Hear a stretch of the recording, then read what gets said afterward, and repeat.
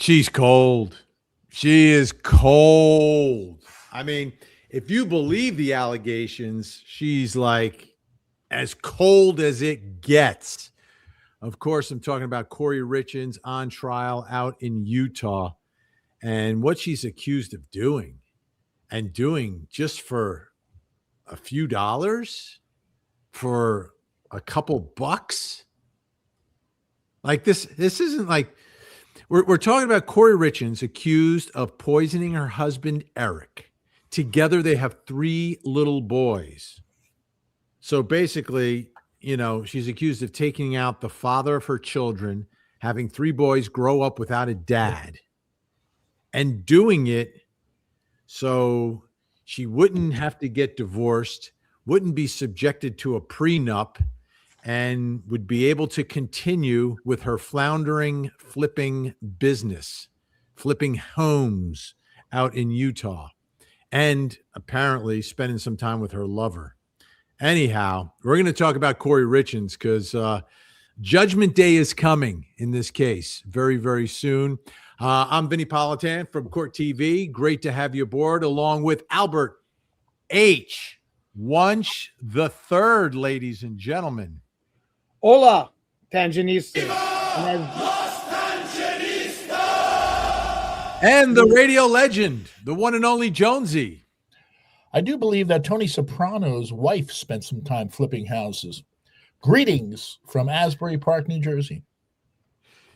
You are correct, sir. You are correct.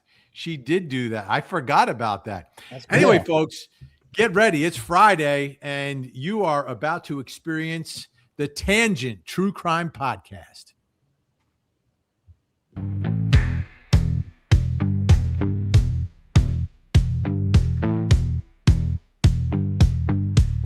It's Vinny and the Tangent True Crime Podcast.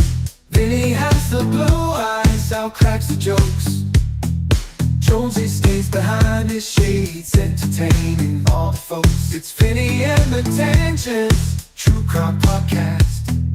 Load up all your comments, hit those super chats.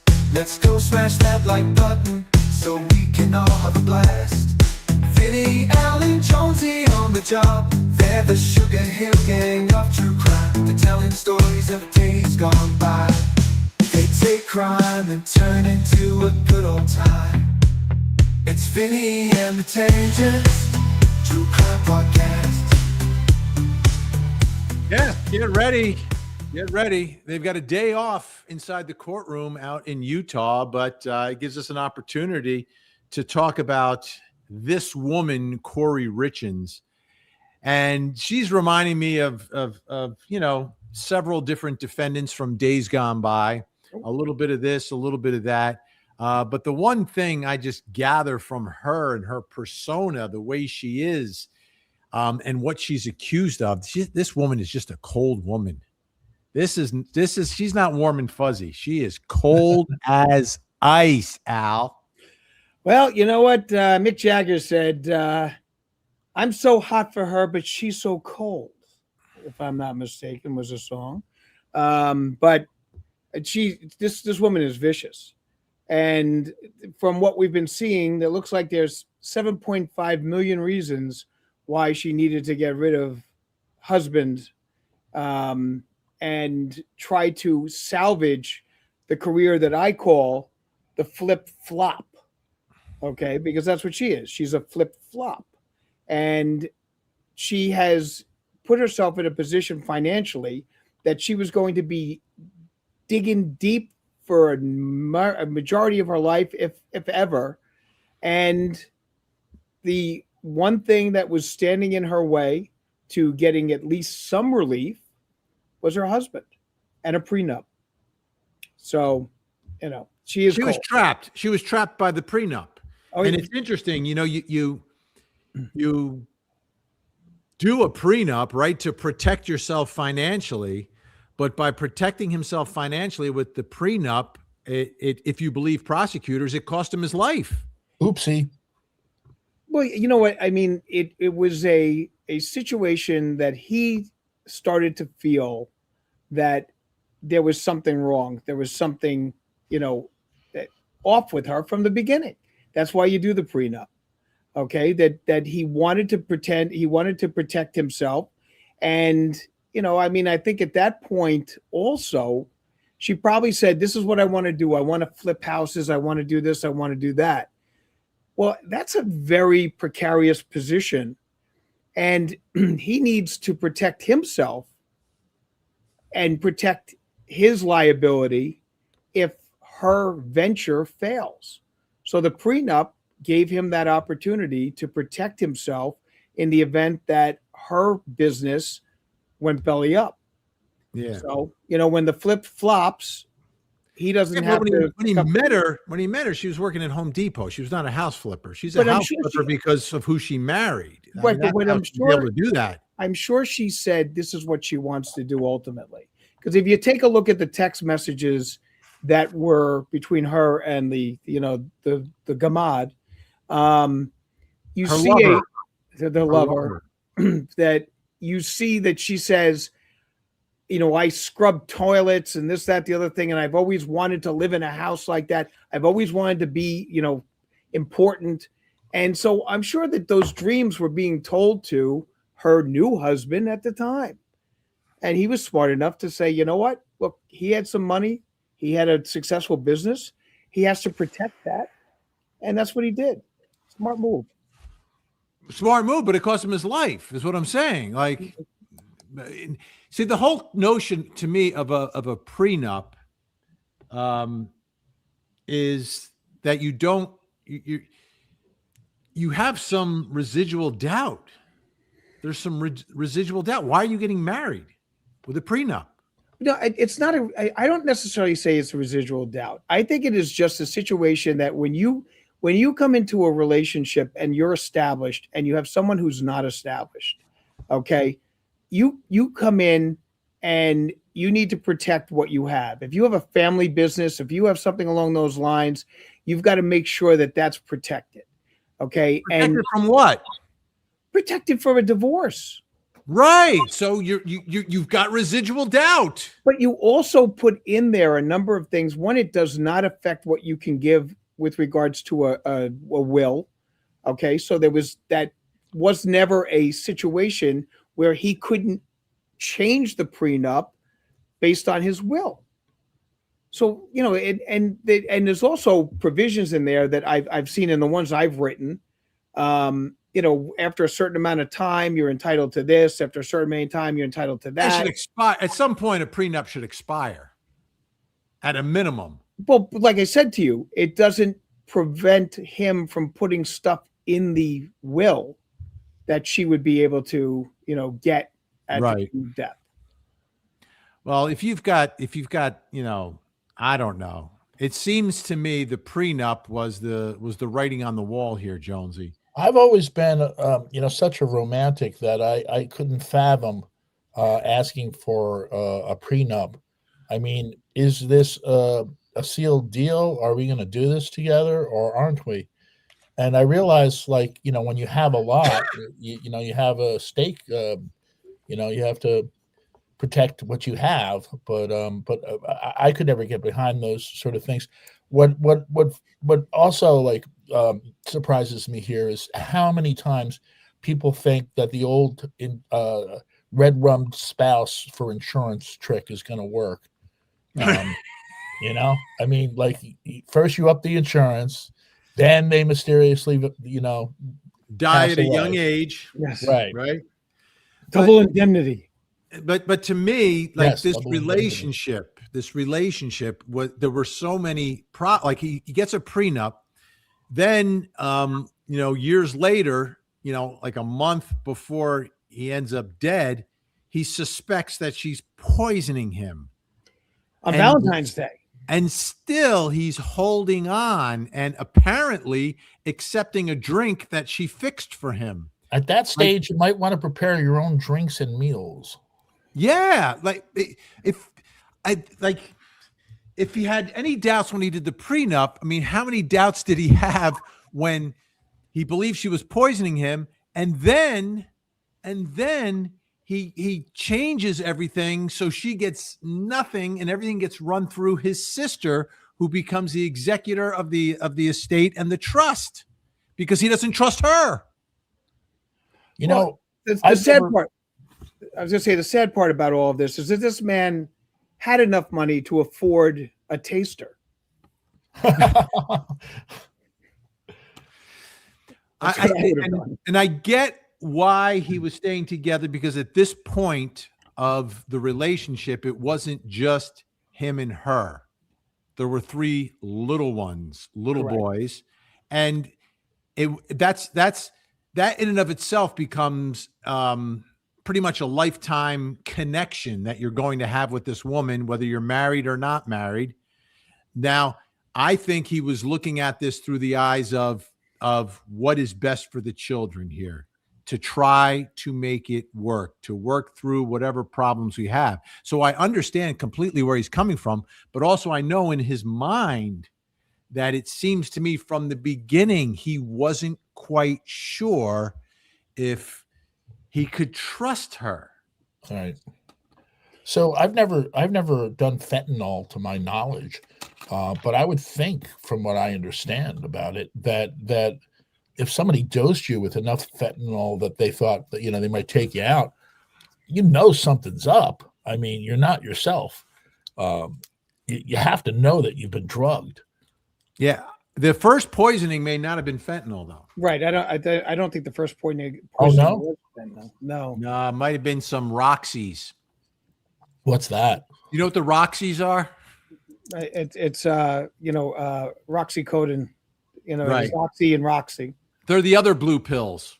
They're the yes. Oh, okay. I thought it was something that they would take at this dance skating disco, the Roxy. The That's Roxy, right. yes. Which became 1018 That's right. at one point. All right, we've got comments already. We've got comments. Let me get you guys out of the way here. There we go. And this is from Janet Moorcraft 2206. Thank you so much. Why didn't he leave her as soon as he thought she was trying to poison him, get a divorce, and take the kids? I don't know if he would have taken the kids, but I think he was kind of like old school. He was still thinking white picket fence. We can make this work. We can get through this. She'll see the light, whatever it is. But if you believe prosecutors, he didn't know her as well as he thought he knew her. I don't know. Maybe he did. He thought he could change her. I don't know. I think it was trying to see. The problem is with the kids at their age, it's like they're going to be with the mother, and then he's going to become a weekend dad, and maybe that's what he was trying to preserve, was not having to be, the every other week situation and that type of thing. And then not to mention the fact that she would not have been able to afford a lifestyle that the kids were used to. And he may have thought, listen, I didn't want to put them through that. I mean, her living in an apartment or whatever the situation is. And I think he was doing it for the kids, staying on, not necessarily for her, but staying on for the kids. But you know what they could have done, right? If you're looking out for the kids, you can't be with her. You keep the family house. The kids stay in the house. You get a secondary residence, and mom and dad just flip in and out of the house. So if it's your week, then you stay in the house with the kids. That's impossible to do. You can't. That's not impossible. I have friends that do that. It's very, very difficult. And under the situation with Well, for regard the kids, to, you do it for the kids. Yes, but you also- do it for the kids. but also it is, you're that I don't think that works. I don't think that's the right way of doing it. But nonetheless, also with the fact that Is that in the best interest of the children for them to not have anything change except mom is here sometimes and sometimes dad is here? well, here's the issue. Okay, if there was going to be a divorce, I guarantee you, because what happens when you're in a situation with regards to divorce is that you get these papers you have to fill out that talks about your economic situation, that talks about this, talks about that, talks about, so they can calculate how it's going to be with child support and things along those things. Once he gets a gander at the fact that she's $7.5 million in the hole, I don't think he's going to be looking to preserve the family by any stretch of the imagination. He's going to be trying to push her the hell right out. Okay, because at this point she's a cancer on this situation. So, I mean, maybe him staying in is him keeping, saying, listen, I'm going to keep my eyes closed on this and preserve it for the family. Wait till the kids get a little older, and then I can go. And then once the kids are older, they can make the choices to where they want to go. All right. So you don't have a situation. The majority of times kids go with the mother. I mean, that's just the way things are. Seems to be the case, yeah.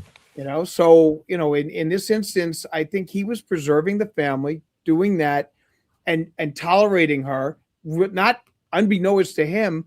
She's signing policies, forging his name, putting things with regards to mortgages and all these other kind of stuff that she was forging his names. He wasn't aware of it.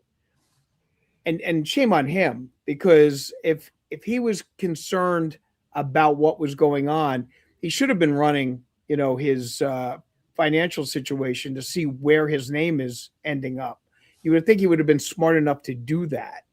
But, I think he was ultimately trying to stay together till the kids got a little older, and then the kids could make a choice as to who they want to live with. I get back to we can't discount though three little boys, right? They're young. It should be, as parents, like, this is your world. Like, this is it. Like, yeah, you got to go to work. You got to make a living, but you're doing that because of the three boys. Everything is because of the three boys. And when I think about what she's accused of doing and how that impacts those three boys, I don't know how anyone could do that to them. No matter what you think of your husband, no matter what your financial is, like, that is just so cold. It's obscene. I mean, it really is disgusting. And it is just the type of situation that just calls upon, throw away the key, put her in the cell and throw away the key, because she's denying these boys their dad. Yeah. And as someone who's, dad died when I was young, that's a big part out of your life when you lose your father, and especially during those impressionable years. But then what makes it worse is she tries to capitalize on it by writing the children's book that he's always there. He'll be there forever. Boy, that's swell. Yeah. I mean, that's cold. That's super cold too. Like that. Right. That's like that's like a. I'm sorry. I was going to say that's like. Go, Vinny. Go, Jonesy. Doesn't that go back to what you said about how she wanted to be somebody? Yes. The writing of a book and all that kind of stuff. That's then you correct. are somebody, right? But I mean, to do that, okay, I equate it to sort of like a Drano enema. That's what she's doing in this one by putting this book together. I mean, it's beyond cold. It's painful at this stage. Gringa L, thank you so much. After those I'm rich and idiots everywhere memes in the state's opening, all further evidence is just icing on the cake. I think the jury already knows. There is so much motive, so much of this bad character, this callousness. Everything makes her look bad. I think the only thing, and the reason I say this, and I say it seriously, because of what happened down in Central Florida years ago. I think it was July 5th, 2012, a day that will live in infamy, when that jury came back and said not guilty a whole bunch of times down in Orlando. There was tons of evidence in that case that was similar, that painted a similar person, but it wasn't about a husband-wife. It was about a mother and how she was and how bad she was and how much she lied and how cold she was, non-caring. And you just looked at her in the courtroom, yet the jury came back and said what they said. So I think the only opportunity that the defense has here, where this jury, and I don't know these jurors, right? I think they're they're going to be a little different than the ones in Florida. However, is if the jury gets hung up on, did she or did she not buy fentanyl? Right? To me, that's the only slight opening in this whole case, is where the supplier and her dealer have credibility issues because they are drug suppliers and dealers. Like, by definition, they have credibility issues. But it really seemed like they were hedging on whether or not fentanyl was actually part of the transaction. And that's the only place I could see maybe a juror or two, I can't imagine 12, potentially getting hung up on this, like they did down in Florida, because they said, well, we don't know exactly how Kelly Marie Anthony died. We don't know exactly how she died. So therefore, you are not guilty, right? So if they get hung up on, well, we don't know where the fentanyl came from, and that's our reasonable doubt. Well, but so in this case, we have a drug dealer who stands behind his product and says that it's that his product doesn't contain fentanyl or this, that, the other thing, that he's not that type of guy. He doesn't do that. And so the question is, are there a lot of truthful drug dealers out there, Vin? I mean, it's one of those scenarios that he's saying now, wait a minute, my product is pure. I don't dilute it. I don't do this. I wouldn't use fentanyl, things along those lines. But there are tons of counterfeit products out there, and it's not like he tests them before he hands them out. He gets them and then he sells them. So whether or not, he's saying, I've never done this before, but you don't know what you're getting. And like I said, it's not like, you don't get high on your own supply. So if you're dealing, you're not using. And in this case, he gets the stuff and he sells it. He's not making it. He's not importing it. He's distributing. So I don't know if anyone is going to be too caught up. I hope not, but to me, that's the only place in this whole trial. But he changed his testimony too, which doesn't help him. No, and she's problematic too, the housekeeper. Another one, and then there's that situation with regards to, like, she's in drug court now and stuff like that, and then there was some stuff going on with that, which I think led to the defense trying to yell a mistrial on it. I just don't see that she didn't. I don't think that the housekeeper came across particularly well, and certainly, as I said, I don't think that there's, like the Earl Scheib of drug dealers is going to stand up there and just go $99.99. I've got everything. It's perfectly good. I don't sell any bad products. Everything here we stand behind 100% or your money back.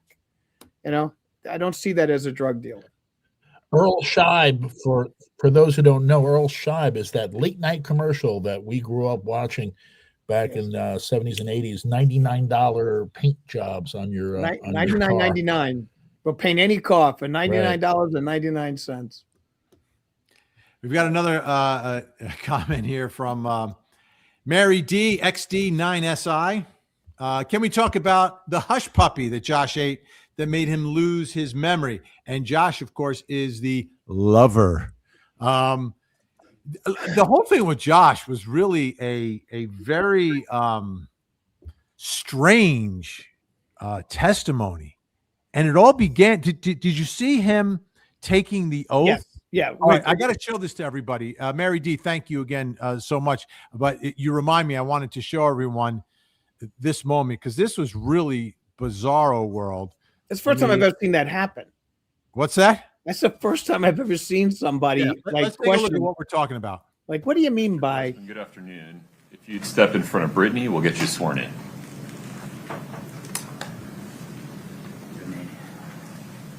Well, he swaggers in. Do you solemnly swear the testimony you're about to give in the matter before the court to be the truth, the whole truth, and nothing but the truth, subject to the pains and penalties of perjury? Sir, do you swear to tell the whole truth under the pains and penalties of perjury, yes or no? I won't lie. I'll tell as much as in this setting. I assume all the answers to questions not honest. Stand right there for a moment, if you don't mind.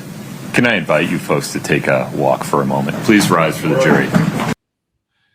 And this is the one moment where I saw Kouri Richins smiling as her lover or former lover comes in and asks the clerk, "Oh, what do you mean, whole truth?"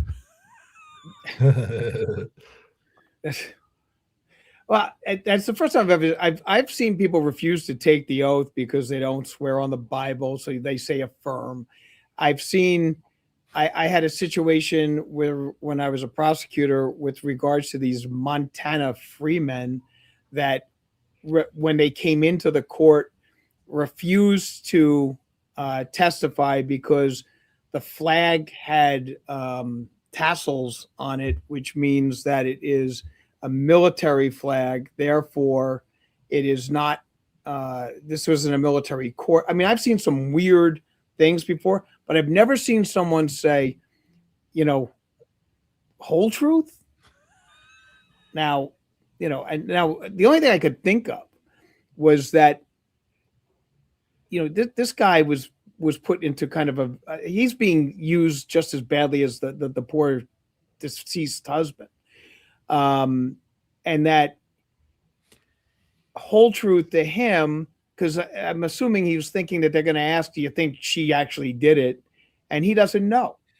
I mean, there was that weird little colloquy between the two of them. Have you ever, red rummed anyone? And, but, in a military standpoint, when he was over in Afghanistan. And, so he answered on that. And then, the question, did she do it? He's, didn't think that she would have that in her, but there was a change in her personality and everything else after the day that the husband passed away. Things got a little uncomfortable. I'm wondering, like, if she's found not guilty, do you think he'll take her back? Do you think they'll be together? Well, they weren't together at the time. I mean, like they had already kind of drifted apart at that point. And, well, and that's what she was kind of under suspicion. Did they drift because of her? They drift because he's like, oh, ooh, yikes. Maybe you don't want to be with her. Well, let's face it. She's now a millionaire. She's walking in, so maybe she thought she could do better. I mean, she's got a guy that she's got living in her house that she's, trying to flip. Okay. That, basically doesn't look like he had, two nickels to rub together. No, he basically, they met in South Carolina during COVID. He helped with a house flip there. Yeah. And then he moved out and was living in all the flipping houses, him and his dog. She bought him a truck. And he was kind of like and then they asked, did she pay you? And he's like, well, no, but like once in a while, a lump sum here and there. So he was basically like a kept man. Well, I don't know. Who also fix up houses. Right. I mean, that's not a kept man if he's picking up houses. I mean, if he's doing work there, then he's working for his meals. More of an indentured servant than anything else.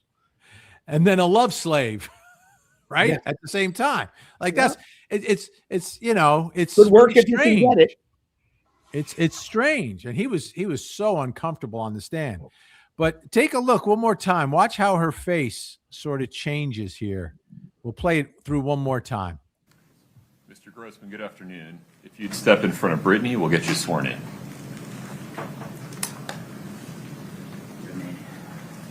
You please raise your right hand. Do you solemnly swear the testimony you're about to give in the matter before the court to be the truth, the whole truth, and nothing but the truth, subject to the pains and penalties of perjury? Sir, do you swear to tell the whole truth under the pains and penalties of perjury, yes or no? I won't lie. I'll tell as much truth as I need to. In this setting, I assume all the answers to questions not honest. Stand right there for a moment, if you don't mind. Look at her. She's smirking. It's the only time I've seen her smirking. Does she find the whole thing amusing, or does she think he's cute in doing this? Like, what does she think is going on right now? Does she think that he's going to come to her rescue? Check out his body language when he's told to like stand right there. He puts himself in like a handcuffed position. No, he puts himself in a military position. Is that it? Yeah. That's Showing how he- respect. Yeah. I mean, mean, a lot of people have felt bad for this guy. Some people are like, well, he's sleeping with a married woman, but God, I felt bad. Ah, I felt like he, oh, look at Jonesy. I felt bad for him. I did. I feel badly for him. Yeah. Yeah. Yeah. I felt like he's a, I mean, another one just of her the victims. exchange, just the exchange right there. Like he doesn't. He seems like an easy mark in a way, you know. It's like Vinnie Barbarino. Do you swear to tell the truth, the whole truth? What? Where? What? Where? When? Where did Albert Wunsch go? I'm right here. You know, I just noticed that my friggin' whatchamacallit wasn't on Whatchamacallit? my whatchamacallit, my visual effects. It's the first time I saw this. So, Jonesy, when Al was talking about the dealer, right, he kept referring to the product, right? My product. And that brought me to a story that's in the news right now that we have to deal with. We absolutely have to deal with. I don't know if you guys have seen this. You probably have, but let me see if my recording came out here. You've heard about it. Here it is. Yes. The big arch. This is something that we have tested already. It's in Portugal, Germany, Canada. I love this product. It is. He's referring to the hamburger as a product. Yeah, that got me. You know, if you say burger, it implies like it's a burger. It's delicious. You say call it a product. It's like, you know, it's like it's not a real burger. Yeah, I mean, there have been so many people doing spoofs on this. It's just been hilarious. It's been hilarious. And meanwhile, you know, Burger King, who's always way behind, their CEO is out there and he's like really good on social media. Like this guy's a natural. Like he would be an influencer even if he wasn't the CEO of Burger King. Wasn't the Burger King CEO a king? Yeah. This is just so awkward. Who greenlit this? Whose idea? Does it have to be his idea and he has yes men? Or did someone from the social media department say, hey, we need to get on social media? Like, who thought this was a good idea? Who's going to tell him? Who's going to tell him otherwise? By the same token, right? If he's the man, you've got to try this new product. Watch. So good. I'm going to do a tasting right now, but I'm going to eat this for my lunch, just so you know. So here. I'm going to eat this for my lunch. Like, yeah, like billions of people eat McDonald's for their lunch. Like, is that supposed to be like, oh my goodness, like the CEO is going to eat his own product for lunch? I think he's explaining why he's going to take such a tiny little bite, because it's like the Honeymooners episode with the teeny weeny piece of pizza versus an itsy bitsy piece. He takes like the smallest little slither. He looks like Vanna White at the end of the Wheel of Fortune, like trying some of the desserts. Right. I just want you to know I'm going to watch this trial on Court TV. I'm gonna eat this product for my lunch. Here we go. It gets more awkward. Here we go. First, holy cow. God, that is a big burger. We've got a very unique kind of sesame poppy sort of bun on it. We've got 2 quarter-pound patties, a delicious big arch sauce, and of course some lettuce. So, there's so much going on with. You know what it is that's throwing me off? Is that his lips never cover his teeth when he talks. I think that's what's driving me crazy. That's and I feel bad. Like maybe that's just, just the way he is. Or is he trying really hard to be happy about eating this product? That's what I don't know. All right, let's continue. This. First of all, let's try to get this thing. I don't even know how to attack it. Got so much to it. As if he's never eaten one of these before. This is so depressing. I mean, this is horrendous. This is horrendous. Like this would make me never wanted to go to Burger King ever again. I mean, But McDonald's. it makes that me very for thing. next week give you guys some homework that you both have to go try a big arch and record yourself eating it, like everybody else is right now. I'm throwing it on social media. Let's take a It's so look. tasty. Oh, there's too. also some crispy onions on here as well. I see those kind of coming out. All right, the moment of truth. There's not even any meat in his mouth.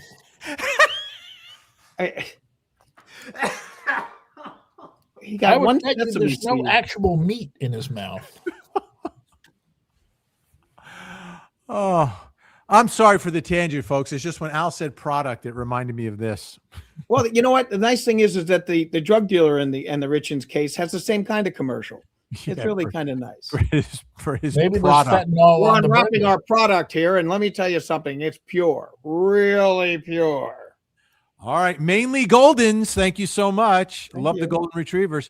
If I was her, I'd beg the judges to lock me up ASAP. The only thing that makes her smart is that she didn't go to Walmart.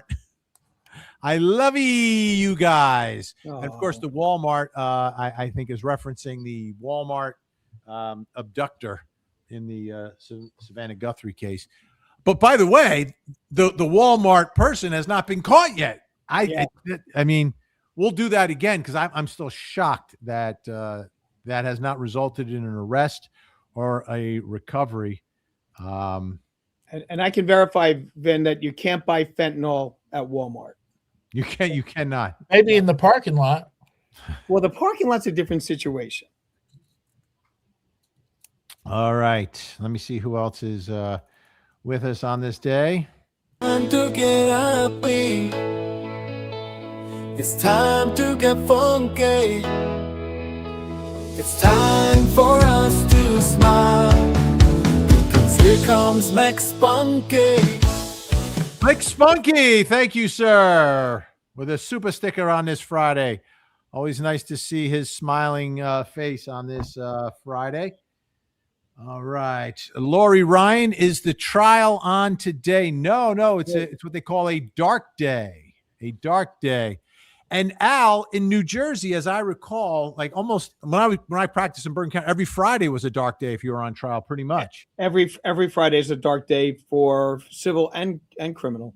In Bergen. It's not like that because we cover cases, court TV all around the country. It's not like that everywhere, but it is kind of common on Fridays because judges have other cases and motions and sentencing, violations of probation, arraignments. And what they do when they're on trial is they try to schedule everything on Friday and just knock them out. Yeah, sentencing day, big for the criminal courts in Bergen and Jersey. Myron Sanchez, 1874. Wait for the walk the dog letter, her plan. And to me, that is such an incriminating part of this story.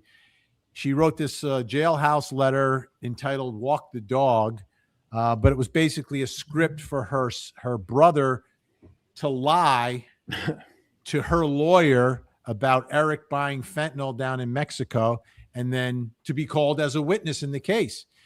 To me, it was Kouri Richins trying to dupe her lawyer into putting her brother on the stand to perjure himself based upon a script that she wrote. Then I read, and I saw this once, and I was trying to look it up, and I couldn't find it. Did Kouri's mother have a situation with regards Yes. to Kouri's mother was married to a lovely woman who died of an overdose. And Kouri's mother inherited everything from her wife/lover who passed away tragically from an overdose. the apple doesn't fall far from the tree? Yeah. Now, I don't think her mother did anything wrong. I think it was more like an inspiration, potentially, if in fact she did what prosecutors say she did. Wishful thinking. Yeah. No, but like it sort of tracks, right? Oh, Yeah. My mother, when her lover died, she inherited everything and she OD'd and no one really questioned her death. That's right. Ooh, idea, light bulb. All right. Very, Let me very see. true. Well, you know what? I mean, it is horrendous that not only she did it, but then tried to capitalize off of it, not only with the insurance, but by writing that stupid book and then going on all these shows and getting that, the people buying this book and it was self-published, if I'm not mistaken. Yes, it was self-published, but she did get a spot on Good Morning Utah. Yes, that's correct. Or Good Morning Salt Lake City, whichever one it was, the morning show, and they promoted the book because it was a great story, right? Like I could see for local news that being a great story. Well, yeah. I mean, you've got small kids that, lost dad, and then, this is something to just say, well, listen, you know what? He's always going to be there for you. So it's just horrendous. And the prosecution's done a very good job with regards to putting in this case and putting it in such a way that it leads to the punch. And with the accountant getting up there, the forensic accountant, and showing that she was $7.5 million in debt, and that there was nothing that could get her out of this. She needed an influx, and then she got the influx, and she got that because she signed up for insurance policies behind his back and was able to put that stuff through. It does, put the old nail in the coffin, as we say. Yeah. No, I agree. I don't know what she can do. I think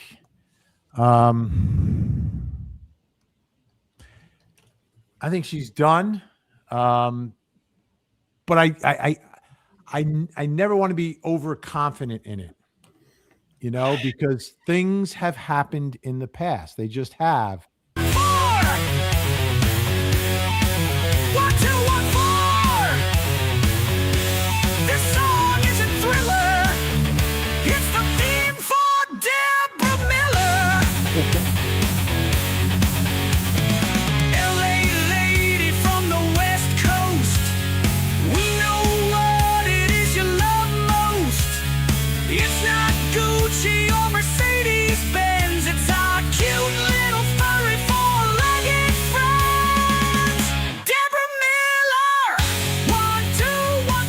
All right, Deborah Miller, 1214.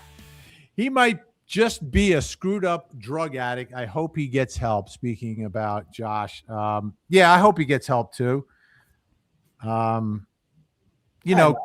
Serving your country and coming back, and a lot of these guys, unfortunately, were not taken care of. What they went through, what they sacrificed, it's rough, and I think she kind of took advantage of that a little bit.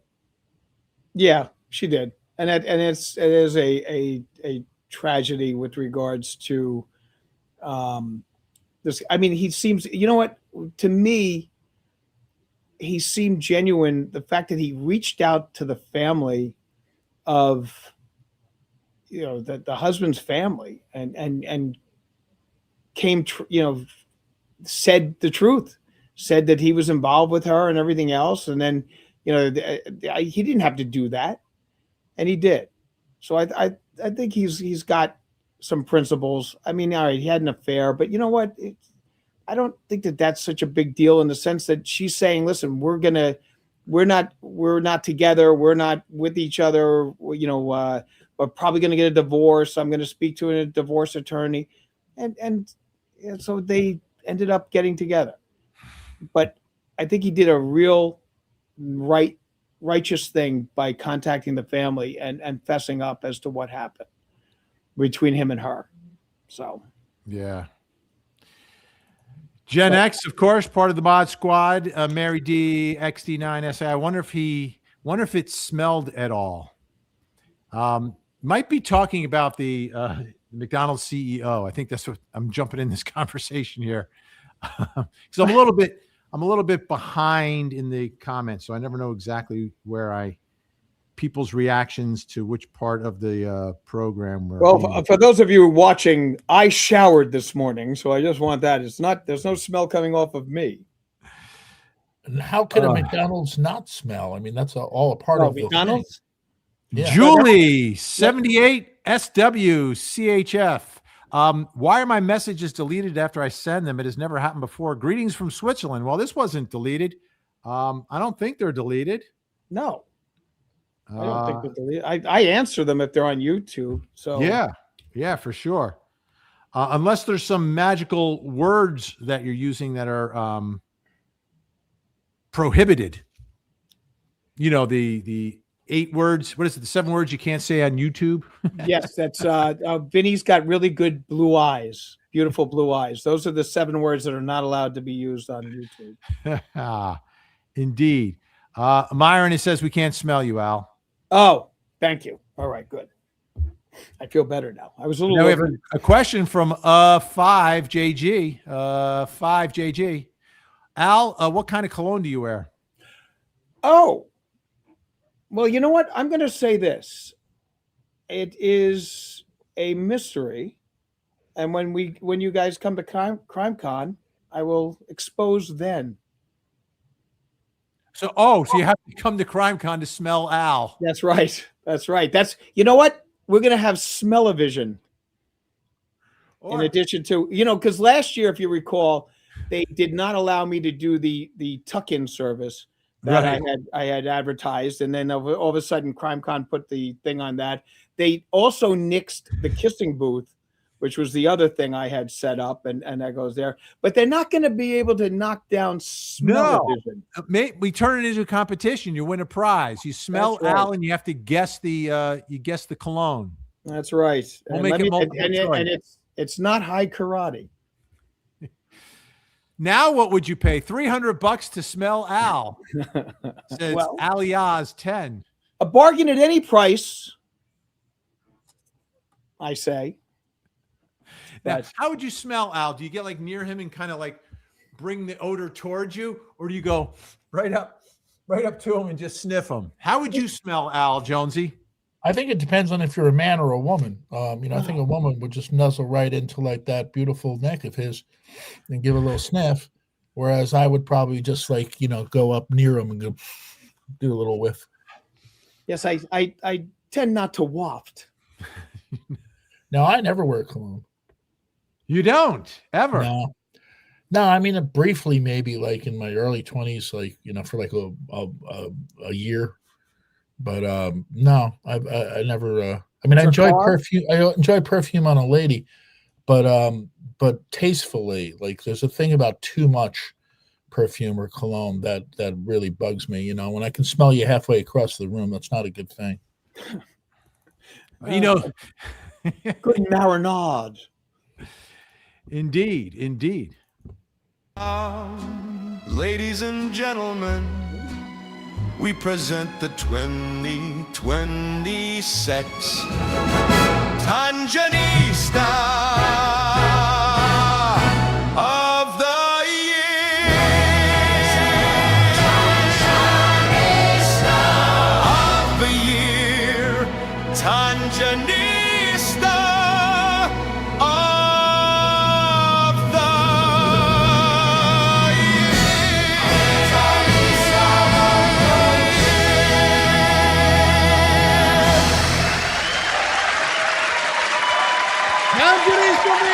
Little Miss America K. Thank you so much. Happy Friday, everyone.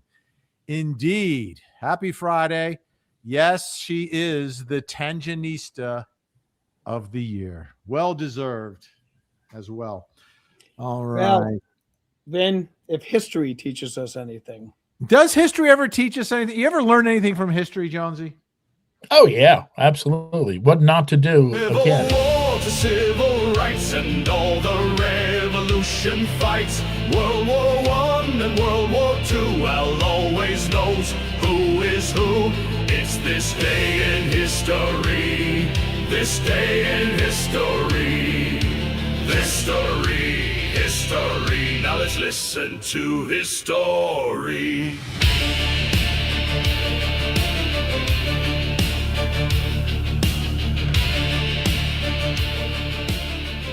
we just remember, to be a person in history, one must be a student of history, as my father always said. Let's go back March 6th, 1836. The Alamo falls to General Santa Anna after 13 days of fighting. Nearly all of the 200 defenders were killed. Mexicans lost about 600 killed or wounded. We lost William Travis, James Bowie, and Davy Crockett on this day. That was this day? I forgot that was today. Well, you should remember the Alamo. Okay.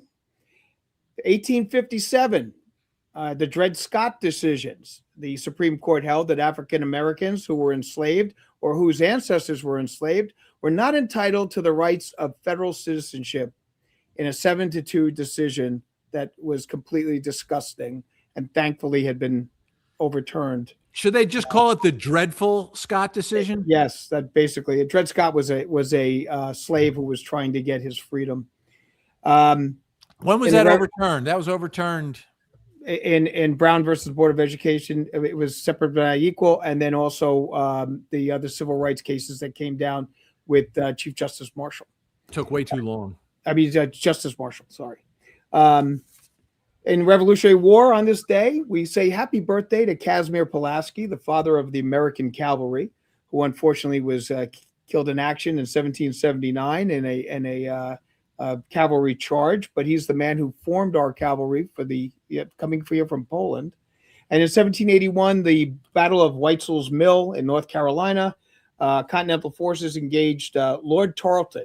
Now, Lord Tarleton was this unbelievably nasty British officer who, if you see the movie with Mel Gibson that talks about the Revolutionary War, this was the guy that was based on that. He was just would slaughter people, had no gumption about knocking people down and slicing them up with his swords.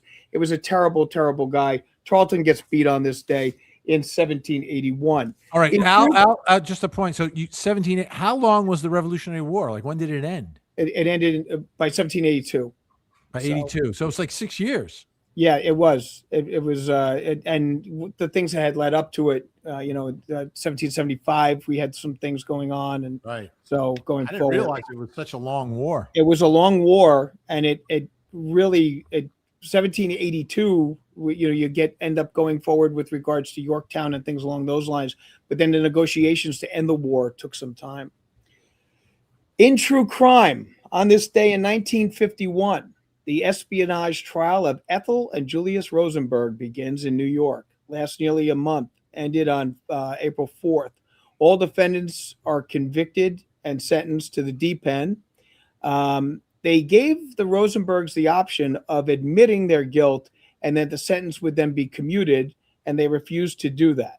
The interesting thing is that in 2008, one of the defendants, it was not only Ethel and Julius Rosenberg, but also Ethel's brother and a couple of other people. But one of the last surviving defendant in 2008 admitted that he was actually a Soviet spy and implicated Julius Rosenberg.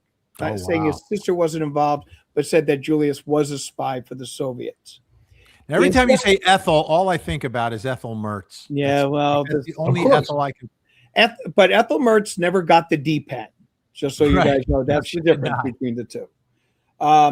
In 1975, the Zapruder film of the JFK assassination is shown in motion to a national TV audience for the first time by author Robert Godin and Dick Gregory, the comedian and a former candidate to run for president.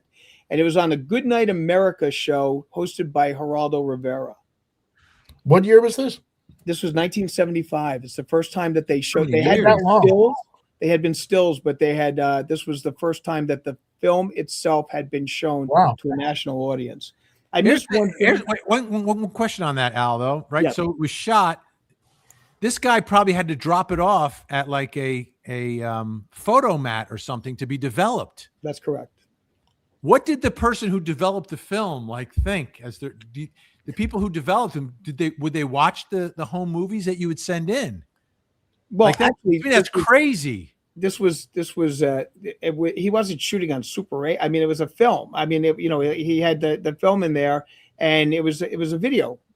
No, it wasn't video, was it? It was well, film. it was not that video. Nobody had a camcorder back then. It wasn't a camcorder, but what I was the first one in my neighborhood to have a camcorder. That was like 1982. When you would do that kind of film, okay, it's not like he's doing individual pictures. So I'm sure that the person who was you have to send your film to be developed. You can't develop it at home.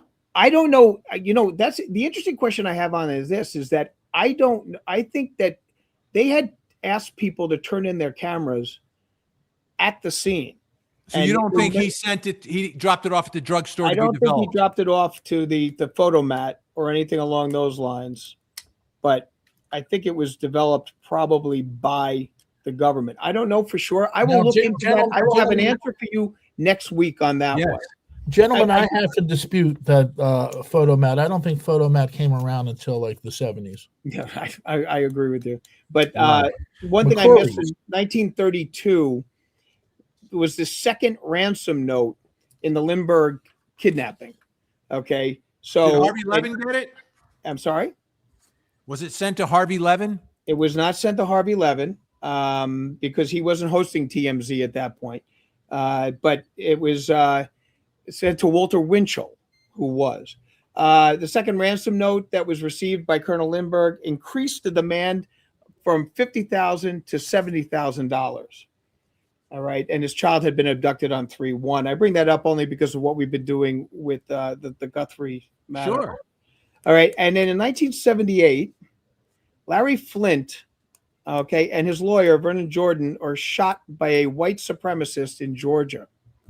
Now, the interesting thing is this. Okay. Now, Flint ended up being confined to a wheelchair as a result of this. But the individual who shot him was Joseph Paul Franklin. And he turned out to be a serial killer responsible for the red rooms of at least 15 men, women, and children in 11 different states.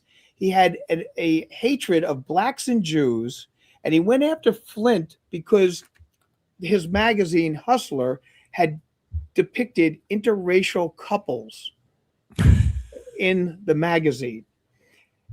This gentleman, Mr. Scumbag, Joseph Paul Franklin, ends up being convicted in 7 states and is given the D-pen on 11/11/2013 in Wow. Missouri.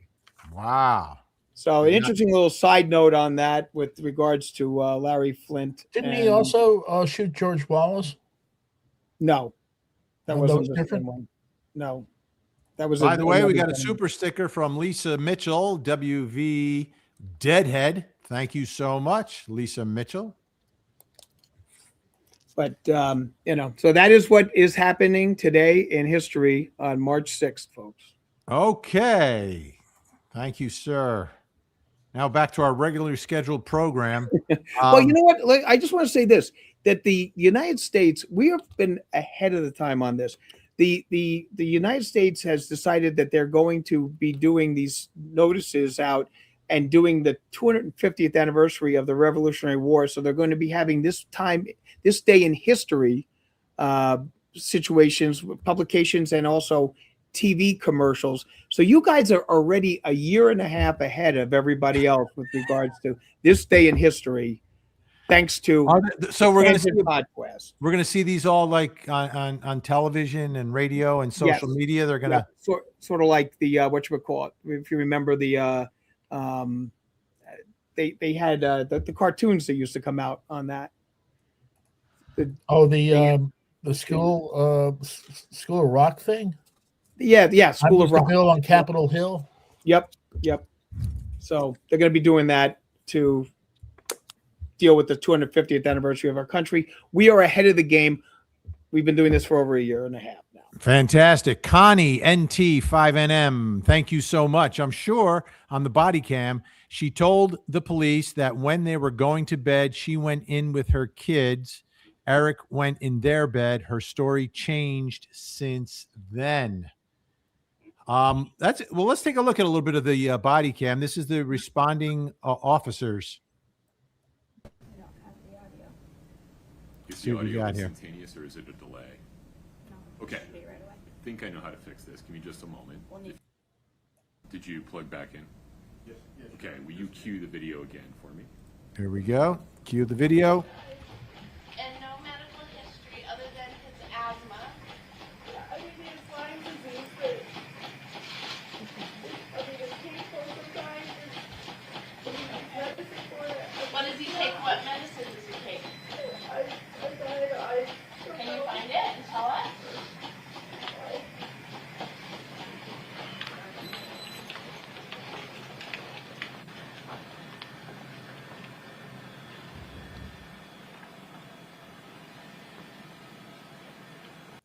By the way, do you see the I think Eric must have been a hunter out there in Utah. Is that a bear or something on the wall? Do you see that? Looks like that. Yep. Looks like an Oh, elephant. I love this. They've got the Nerf basketball for the boys. Yeah. I grew up with the same thing.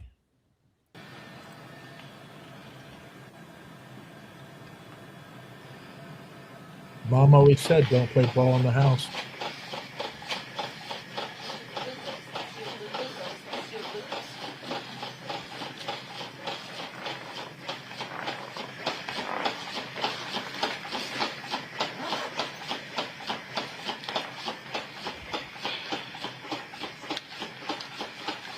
It's the Karen Reed ceiling fan.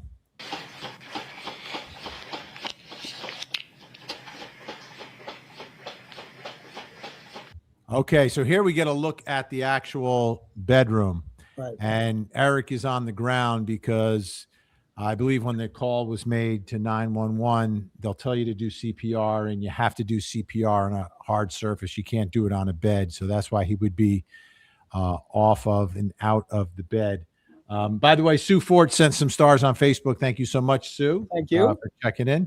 Ben, if I can just interrupt for 1 second, my Cracker Jack staff has handed me the answer to the question that we had just asked about who developed the film, the Zabruta film. Yes. It was the Eastman Kodak Dallas Film Processing Facility. The camera had been taken by the Secret Service, and then they brought it first to a Kodak lab in Dallas that was that the local television station used.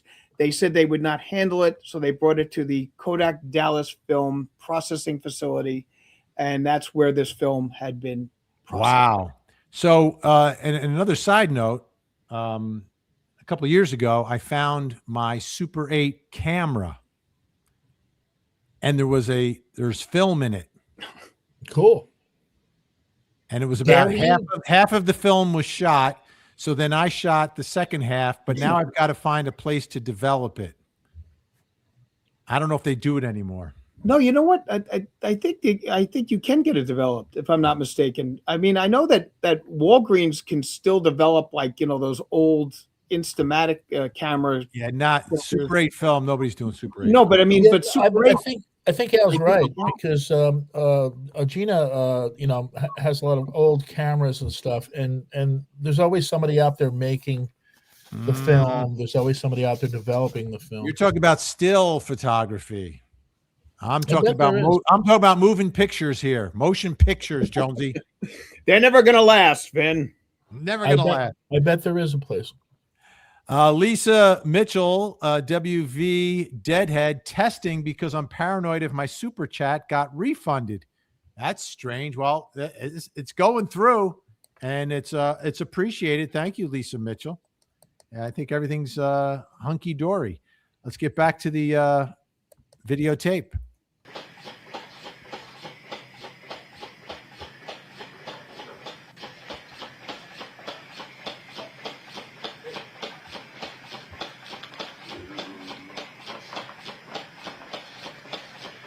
Good. Yeah. Hey guys, I know downtime. Denise since we got here. He's had 2 Eppies and Narcan. 2 Eppies, 1 Narcan. Blood sugar is 458. In that room. All right, here we go. Here's where she's interviewed. Trying to sell. All right, let's listen. Let them do their work in there. So what happened today? He was just fine. We were fine. When you say we were fine, what time did you see him when he was alert?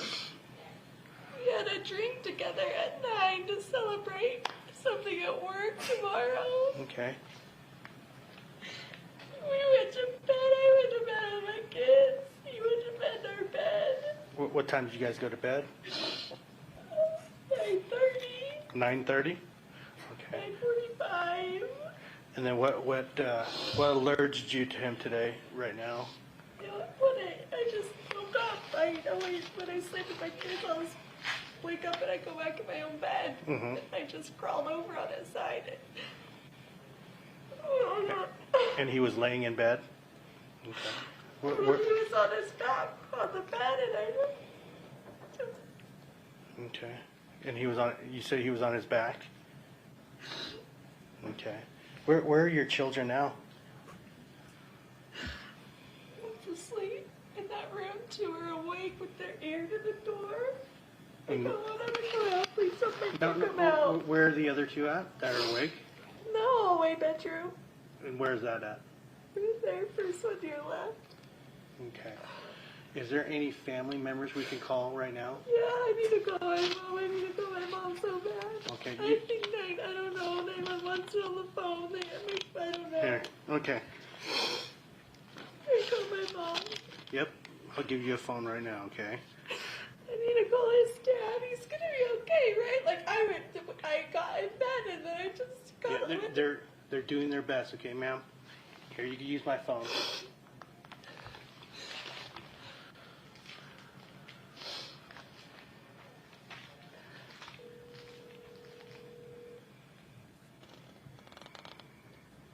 Mom. Mom. Mom. This is my house. This is my house. What's going on? I don't know. Something's wrong with Eric. The police and girls are here. I don't know what's happening. He wasn't breathing. I don't know. Who? Eric. Where's he at? He's at my house. He's at my house. I'm on my way. I think my partner found your phone. Is this it right here? Does he have any medical conditions or anything like that? He has Lyme's disease. Lyme's disease? But nothing major. Like, Okay. So no heart problems or anything like that? no. He just said his chest was hurting when he went to bed, but that's, not. He doesn't drink enough water, when he gets on the bike downstairs. I don't know. It didn't. Okay, this is really strange, and I know it could be shocking, right? If she didn't do anything here, this is unexpected. But she leads with Lyme disease, and then goes to his chest was hurting before he went to bed. Like, Lyme disease is bad. It's terrible. It can do horrific things if it's untreated. But if your husband is found suddenly dead in bed, and he has Lyme disease, but he was complaining of chest pain before he went to bed, what are you leading with here? Excuses. This is what happened. But Vin, can I just for 1 second, because my Cracker Jack staff once again, Negative Land Motion Picture Film Lab in New York City will develop your Super 8 film. Oh, yeah.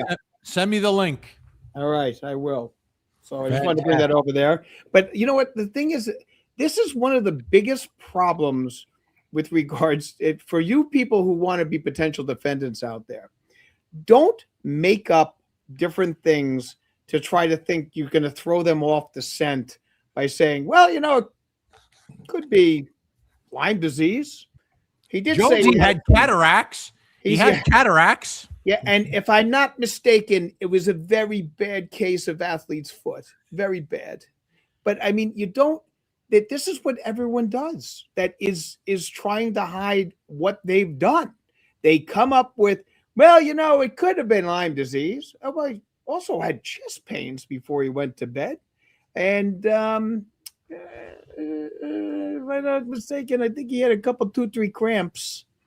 Here's the point, and this is like an argument I would make if I was her defense attorney. Like, would it be more expected if she's going to poison him with drugs for her to volunteer that he's taking painkillers, that he takes drugs, right? Like, wouldn't that make more sense if she did it? to lay that out there rather than laying out things that will never be the result of the autopsy. Like if you poison her with drugs, you've got to know that they're going to find out what killed him. But if you said that he did have a habit, couldn't it be easily proven that he didn't have a habit? You know, he may have passed on from it, but it's not like he was doing it last week. Well, said defense is that he did have a habit and that he purchased fentanyl in Mexico. That's where their defense is. And it just seems like it would be more consistent if she's like talking about the fact that, yeah, he's had back pain for years. He got hooked on whatever. And you know, he was taking some pills. I saw him taking some pills before. In other words, her reaction should have been, well, you know, there was the Lyme disease, the athlete's foot, the cramp, the chest pain. Could fentanyl have done this? You know, like that's the way it's got to go. And then well, yeah, why? Well, you know, he was taking something. I'm not sure what I saw. The first letter was an F, and I'm assuming it wasn't a fungicide. Maybe fentanyl. What? And again, I don't want to lay out a blueprint for someone. Okay. But like, again, if she was trying to make it look like he OD'd on his own, ladies and gentlemen of the jury, why would she crush all the pills? Why wouldn't she keep one pill and put it in the bottle by his nightstand? Because he survived the last time. She wanted to make sure. Right. You know, yeah, he survived the last time. So you got to make sure that it was everything there. Yeah. But I mean, if like, let's say, for instance, she had, in fact, let's presume that she did it and she's trying to make it look like he did it to himself. You crush all the pills but one. You leave the one pill in the box. You make sure your fingerprints, your DNA is not on it, etc. Right? You put his DNA on it, however you want to do that. And then he dies of an overdose. There's a pill on the nightstand that has one of the 5 pills or whatever, and they go and they test it, and it's laced with fentanyl. Boom. This never goes to trial. Well, this never goes to trial. It just doesn't. The lesson we learn is buy 7. Okay, buy 7. Don't buy 5 pills. 5 will get him going, but you need the other 2 just to make it look good on the. Like, she's doing everything wrong here if she's trying to set him up. Well, which to me is maybe the only argument you can make, which I think is never a great argument, is that she didn't attempt to commit the perfect crime. But ladies and gentlemen, if she was going to do that, why would she do this? Why would she do that? Why would she say Lyme disease? Why would she say he never took drugs? Like, she would have said he took drugs. He was hooked on these painkillers. I told him a million times to stop taking them. Instead, she talks about a drink that she fixed him. Like, she's handing it right to them. I don't know if she's just really stupid, but it's a sign, to me, it's a sign of desperation from the defense when they have to argue that someone who was trying to do this would never do it this way. But to me, that's like all she's got left. But that's the problem that we always see, is that they try to put too much information into the situation. Yep. And that's where you end up making your mistakes. You know, it's like when they start putting in details that don't necessarily have to be there. Like, what would be the purpose of saying, well, I handed him a drink before he went to bed? I mean, like, it doesn't make any sense. The cop didn't say, did he? If the cop said, did he have anything to drink before he went to bed? Or did he eat anything before he went to bed? Well, yeah, okay. And then you answer that question. But to volunteer information that they're not asking is the first sign of guilt. I agree. I agree 2,000%. It's too much information. TMI. TMI does not work well. By the way, ladies and gentlemen, Jennifer Soubey, of course, with Frankie Figs, Gen X, and Ashley Bouchard. did I name all four? I lost track. Anyway, all part of our amazing best in the business mod squad. The Mod Squad, keeping order in the chat. The Mod Squad, the Mod Squad, spotting trolls who attack. The Mod Squad, oh, Gen X is ready and on the scene. Frankie Figs making sure they're keeping it clean. Jennifer Sube telling haters don't be so mean. And Ashley Bouchard on top of our Facebook screen. We are the Mod Squad, cleaning up the mess. The Mod Squad, the Mod Squad, simply the best. The Mod Squad, the Mod Squad.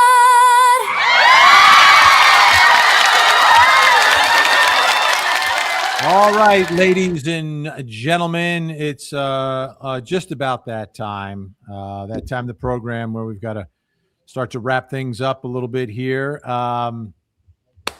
Yes, I'm looking at the clock. But first we go to Amber Lambs. Amber Lambs, hey, all. If you already talked about it, my apologies. But what do you think about Katie and Hubs? They make my spidey senses crazy.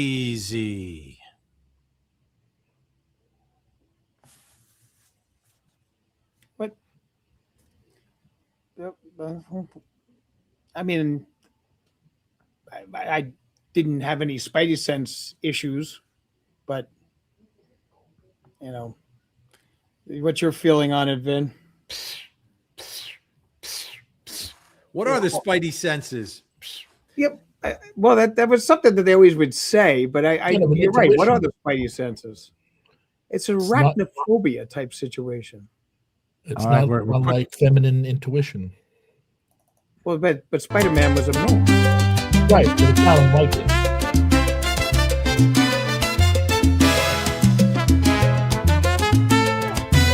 Thank you, April Diaz.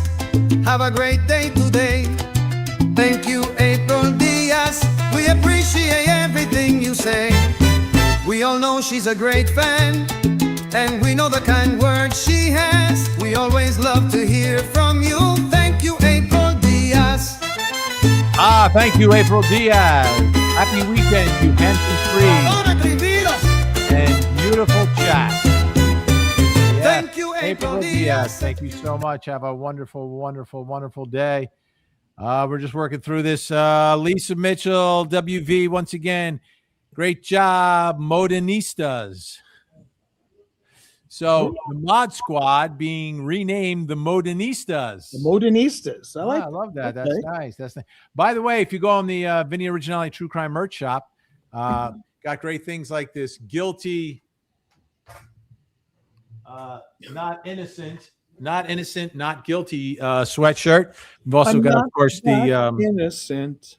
we've got all the tangent gear and Mod Squad gear, which might be some of the best designs of all for Mod Squad fans. Frankie Figs putting the link up there for you folks. Check it out. We got some great stuff for all of yous. For all of yous. All right, we really got to roll. We are so short on time. Let me make sure I got everybody. I want to make sure we didn't miss anybody. As I scroll through here. Yep. Okay. Okie dokie. I think we got everybody. Yep, that's it. Al, where can folks find you? Well, Vin, I will be on with you Monday night, okay, on Court TV.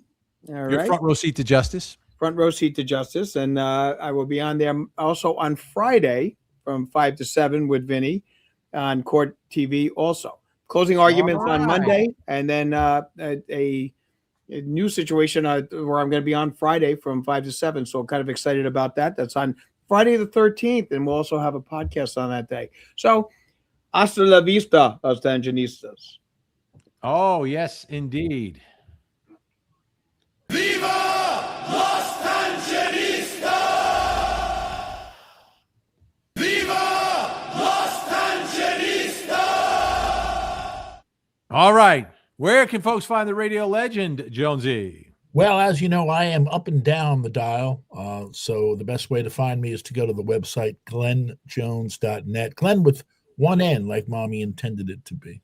One N. And you can find me on Court TV. I'll be live tonight, 8 to 10, 8 to 9, closing arguments with Vinnie Politan. Then 9 to 10, Vinnie Politan investigates.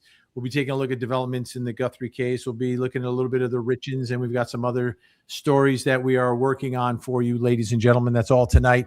Live true crime, 2 hours of it, 8 to 10 on Court TV.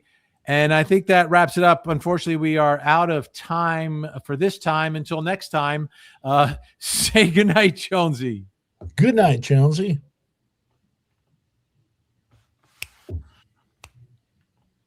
Oh, 1 second. Take two. I had it perfect until I didn't. I had too many things going here at once. That's why live TV is so much fun. It's so much fun. All right, we'll do that again. All right, that's it for this time. Until next time, Jonesy, say goodnight. Good night. Good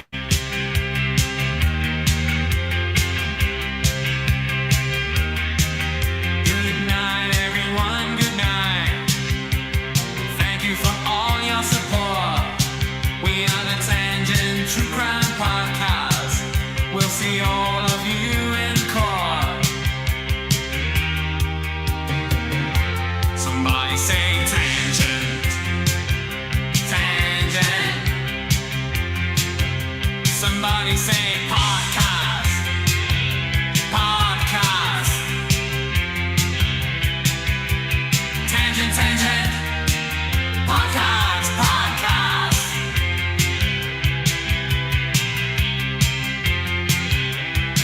This is the Tangent Podcast. Good night, everyone. Good night. Thank you for all your support. We are the Tangent True Crime Podcast. We'll see all of you in court. Somebody say tangent.